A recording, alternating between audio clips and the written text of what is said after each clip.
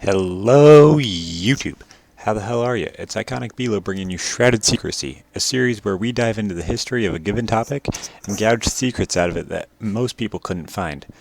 And truthfully, this was going to be the first installment of Shrouded Secrecy News, where we look into more recent events, but I kind of wanted those to be quite a bit shorter than this, so I guess this is really kind of a huge kickoff for you guys for the news, and I'm hoping for these to come out a little bit more rapidly, definitely more than once a week, where we will cover what's happening today. As always, we will start with a warning.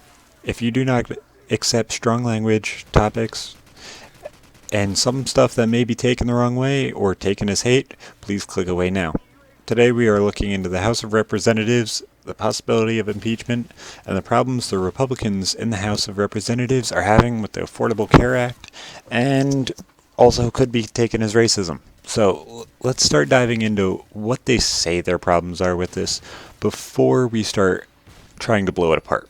Just as a warning, I don't consider myself either Republican or Democrat, so I will do this as unbiased as I possibly can, and then you will also hear my views and my opinions on these as soon as I'm done telling you guys why they say these things are wrong.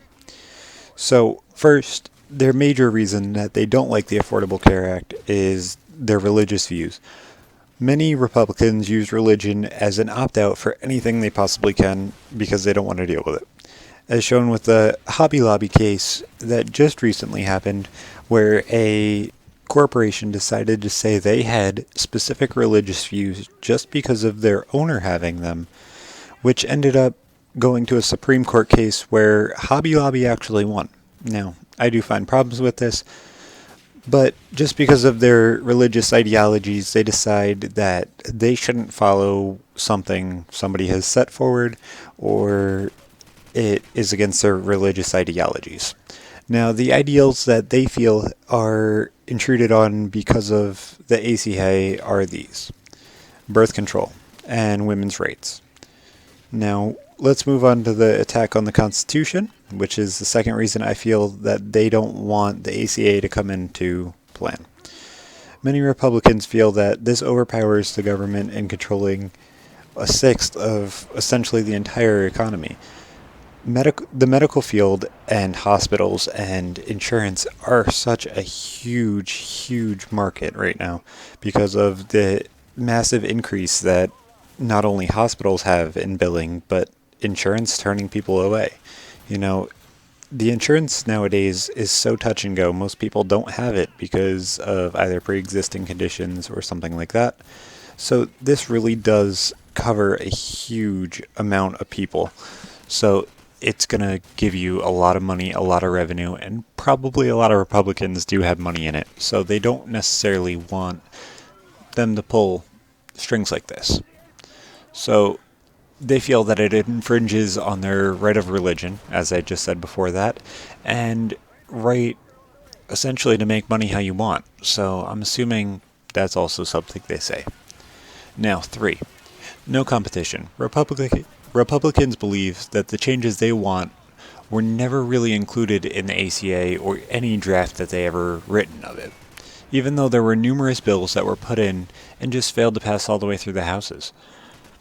I looked through, I was going to put the numbers in here, but I'll make sure to put the link in the description so that way you guys can read them yourself. Even on government websites, they said that these were written by the Republicans and put through the Senate, but failed. That's not something that anybody really can help. If you're going to try and put something through to push another act out of the way, that's kind of really nasty. They say that nothing has helped them, and that's Obama's fault? That makes no sense to me. Now, although I have ideologies that align with both sides, I'm going to tell you my opinion on these. And shown by what the Republicans are doing by suing President Obama and possibly going for an impeachment of him. I believe personally that the religion backing companies is quite ridiculous. And saying that a company has a religious ideology doesn't mean anything to me. A lot of people nowadays are either atheist or have a little bit of religion in them. And now people are going to start saying, oh, I have this religion in me, so that way I don't have to do this or that. And truthfully, I don't see that as any bit right. People should stop identifying themselves with one specific thing because it's starting to get ridiculous. Just because you're this or that, it gives you a right to do this or that, or not have to do this or that, and truthfully, that's not right. Everybody is the same, regardless if you believe in a mystical fucking thing up in the sky, or you feel that you're just gonna lay in the ground. You are exactly the same as me. You spit the same, you piss the same, you bleed the same. You're all the fucking same. Just because you believe in a god, or a mystical fucking being, don't fucking matter. You should be paying the same shit I should be. And just because you own a company and you believe in something doesn't mean you shouldn't be giving women something that is almost a mainstay in most countries nowadays. These things are almost 100% needed. Otherwise, we're never going to get dealt with the problems that we have with, whatchamacallit, population. And that's a major problem that we're having right now. Everybody's saying that if it continues growing, we may not have food to feed everybody. So that's definitely a major problem, and they're probably not thinking about that. Okay, so now my argument for number 2. Although it does centralize a specific economy in the entire world, if it was worldwide, it does do something to a booming economy lately. If you think about it, medical bills are on the rise, and insurance are becoming even more selective than what they have been. And if we didn't do something to counteract that, we're not a fully free market, and that's what everybody really doesn't understand. People are not making more money. They are making, I think it was 10% less than what they were in the 70s.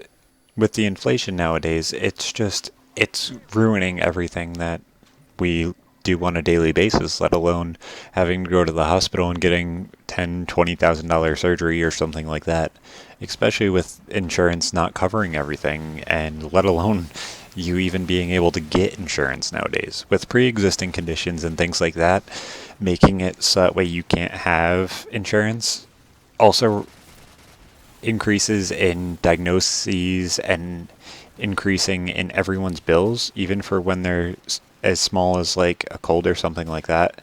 It's been crazy lately with the medical problems that everybody's been given, if you really think about it. Everybody has issues, everybody has little things wrong with them, and a lot of people have been quick to jump on things. So they're like, oh, we'll just medicate you for this, or oh, we'll give you doctor's appointments and we'll try and fix it. Little things. Nobody really needs to go to the doctor every fucking week or every fucking month. It's just ridiculous.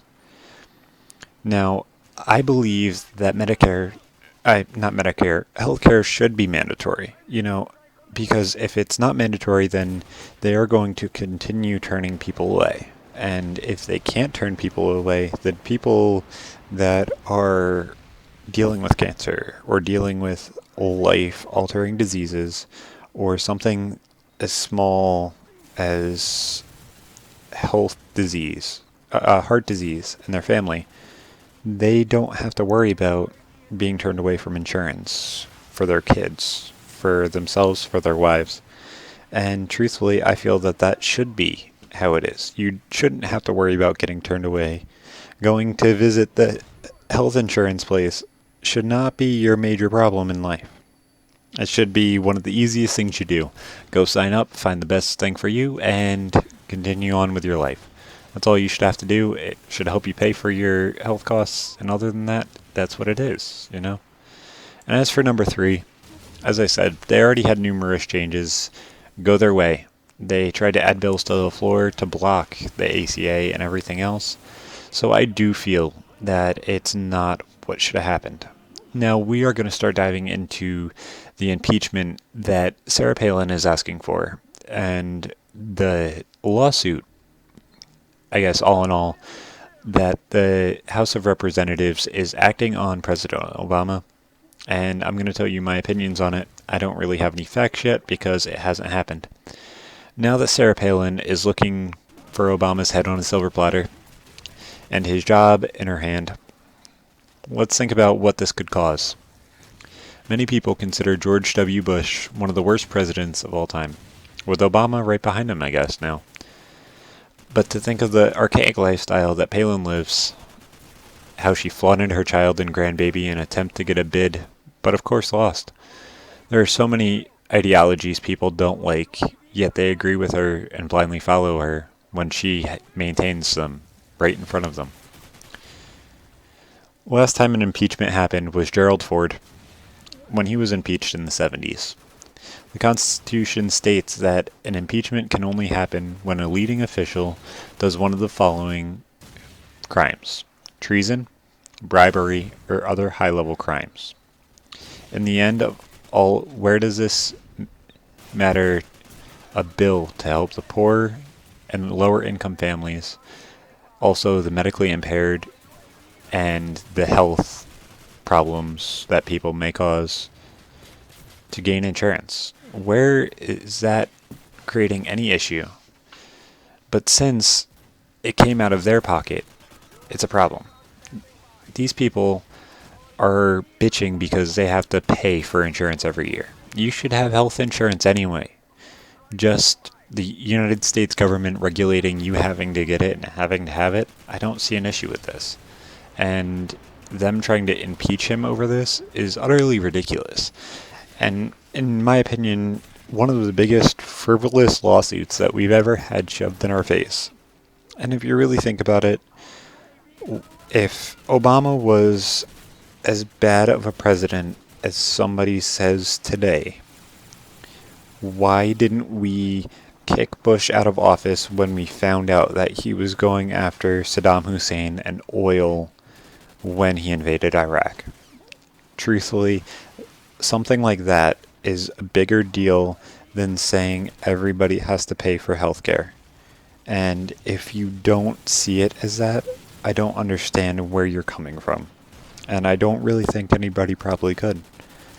Something as big as healthcare that everybody needs. Nobody really needs a war. And we're still fighting a war today. I think it's 13 years later now. That's ridiculous. Something happened. We fucking dealt with it. It should be by far over now. This is getting ridiculous. And these Republicans are completely zoning in on the one thing they want. And now it's his job. And I don't feel like his job should be completely taken out of context. He is the President of the United States. He wrote this law, more probably hired people to write this law, and it helps more than a third of the country. Why is the 2-3% of the top of the country bitching about it? They don't outnumber all of us, and if we don't start speaking up, then I think there's an issue. You know, I understand that Obama doesn't have the biggest approval rating. I understand Obama doesn't have the biggest overall rating of any kind. But he's accomplished quite a bit in his presidency. And, you know, a lot of people will look back at him as a great president. George W. Bush, not so much. And if you really think about it, which one would you rather have in office? Somebody who's actually trying to do something, or somebody who's just sitting on his ass saying, oh, they have nuclear weapons, let's go get them? Okay. I guess this was a little bit different of an episode. It is quite a bit different and quite a bit shorter, but I will try and make these new segments quite a bit shorter than this, probably around 7 to 10 minutes. So, as always, guys, if you guys enjoyed it, like, comment, or subscribe. And if you want to call me an ass, or a dick, or tell me your beliefs, make sure to leave it down in the comment section. PM me if you really feel like it. And as always, guys, this is Iconic Bilo. See you fucking later.